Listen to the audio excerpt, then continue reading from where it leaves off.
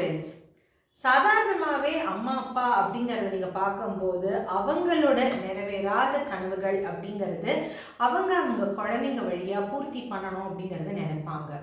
நெறைய இடத்துல நீங்க பார்த்தீங்கன்னா, நம்ம அச்சீவ் பண்ணலனாலும், நம்ம பசங்க நல்லா அச்சீவ் பண்ணணும், எல்லா இடத்துலயும் பெஸ்ட்டா இருக்கணும், படிப்பு அப்படிங்கிறதுனா பெஸ்ட்டா இருக்கணும், எக்ஸ்ட்ரா கரிக்குலர் ஆக்டிவிட்டீஸ்னா அதுலயும் நல்லா பண்ணணும், ஸ்போர்ட்ஸா அதுல நல்லா இருக்கணும், எல்லா இடத்துலயுமே அவங்க சூப்பரா ஆகணும் அப்படிங்கிறதுக்காக, ஒரு கிளாஸ் முடிஞ்சு அடுத்த கிளாஸ் அப்படிங்கிற நெறைய இடத்துல நம்ம நடக்கிறது பார்க்க தான் செய்றோம்.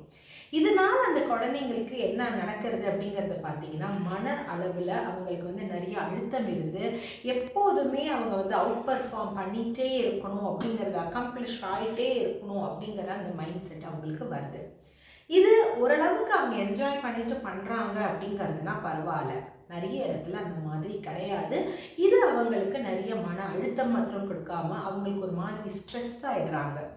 நெறைய இடத்துல நீங்க பார்த்தீங்கன்னா, இந்த குழந்தைங்க சூசைட் அந்த லெவலுக்கு கூட போயிடுறாங்க. ஸோ ஃப்ரெண்ட்ஸ், நம்ம ரொம்ப முக்கியமா பார்க்க வேண்டிய ஒரே ஒரு கட்டம் என்ன அப்படிங்கிறதுனா, அவங்க என்ஜாய் பண்ற மாதிரி அவங்களோட வாழ்க்கைய வாழறதுக்கு நம்ம ஓரளவுக்கு குடுக்கணும். அந்த ஃப்ரீடம், அந்த ஒரு ரிலாக்சேஷன் நம்ம கண்டிப்பா அந்த குழந்தைங்களுக்கு குடுக்கணும். அதையும் தாண்டி முக்கியமா நம்ம பசங்கள புரிஞ்சுக்கணும். அவங்களோட என்ன கழிவுகளோ, என்ன டேலண்ட்டோ அத வெளியில கொண்டு வரதுக்கு நம்மளால என்னெல்லாம் அவங்களுக்கு வசதி பண்ண முடியுமோ, அத நம்ம பண்ணி கொடுக்கணும். எல்லாத்துலயுமே பெஸ்ட்டா தான் இருக்கணும்னு கிடையாது.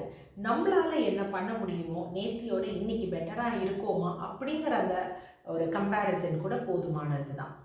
முக்கியமா நெறைய இடத்துல நீங்க பார்த்தீங்கன்னா, இவங்க ஃபர்ஸ்ட்டு வாங்கினாங்க அப்படின்னா தான் என்னோட பேரண்டிங் பெஸ்ட் பேரண்டிங். இவன் எதுவுமே உருப்படாம போயிட்டாங்க, அதனால இந்த பேரண்டிங் நல்லா இல்ல அப்படிங்கிறது சொல்ற அளவுக்கு இல்ல. நம்ம எந்த அளவுக்கு நம்ம பசங்கள அன்பு செலுத்துறோமோ, அது மட்டும் இல்லாம, அந்த அன்பு கூட நம்ம அவங்கள எவ்வளோ புரிஞ்சிருக்கோம் அப்படிங்கிறது தான் ரொம்ப முக்கியம். நெறைய இடத்துல இதுவே நீங்க பார்த்தீங்கன்னா, இன்னைக்கு காலகட்டத்தில ரொம்ப இம்பார்ட்டண்ட்டான ஒரு ஃபேமிலி டைனமிக்ஸ்க்கே இது ரொம்ப இம்பார்ட்டண்ட்டா இருக்கு. ஸோ யோசிச்சு பாருங்க ஃப்ரெண்ட்ஸ், நம்ம பசங்க நல்லா பண்ணலைனாலும் அவங்களுக்கு அந்த தைரியம் வரணும். அம்மாட்டயோ, அப்பாட்டயோ சொல்றதுக்கு, ஆமாம்மா நான் இத நல்லா பண்ணல அப்படிங்கிறது தான். அந்த நேரத்துல நம்ம எப்படி பரிமாற்றம் பண்றோம், நம்ம எப்படி தட்டி கொடுத்து, பரவால்ல அடுத்த வாட்டி நல்லா பண்ணிக்கலாம் அப்படிங்கிறத என்கரேஜ்மெண்ட் குடுக்குறோமோ, அந்த இடத்துல தான் நம்மளோட பேரண்டிங் இருக்கு. அவங்க பெஸ்ட்டா பண்ணும்போது, ஃபர்ஸ்ட்டு வாங்கும்போது, நம்ம அவங்கள அப்படியே கொண்டாடி, அவங்க நல்லா பண்ணலங்கிறம்போது நம்ம அவங்கள கத்தி, திட்டி அந்த மாதிரி பண்றது பேரண்டிங் கிடையாது ஃப்ரெண்ட்ஸ். ஸோ நல்லா புரிஞ்சுக்கோங்க.